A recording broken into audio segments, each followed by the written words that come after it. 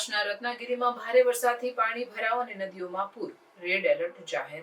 મહારાષ્ટ્રના રત્નાગિરી જિલ્લામાં ભારે વરસાદના કારણે ભારે પાણી ભરાવ, નદીઓમાં પૂર અને સામાન્ય જીવનમાં ભારે ખલેલ સર્જાઈ છે. ખેડ, ચીપલુણ અને રાજાપુર જેવા વિસ્તારોમાં ઘરો અને દુકાનો પાણીમાં ગરકાવ થઈ ગયા છે. ભારતીય હવામાન વિભાગે આગામી 24 કલાક માટે રેડ એલર્ટ જાહેર કર્યો છે. લાંજામમાં માત્ર એક જ દિવસે 139.6 મિલીમીટર વરસાદ નોંધાયો છે.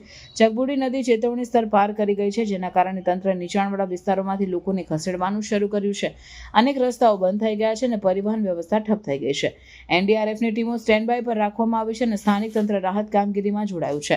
સુરક્ષાની દ્રષ્ટિએ શાળાઓ અને કોલેજો બંધ રાખવામાં આવી છે. હવામાન વિભાગે પવનના ઝોકા અને ઘાટ વિસ્તારોમાં ભૂસ્ખલનની પણ ચેતવણી આપી છે. રહેવાસીઓને ઘરમાં જ રહેવાના અનાવશ્યક મુસાફરી ટાળવા સૂચના આપવામાં આવી છે.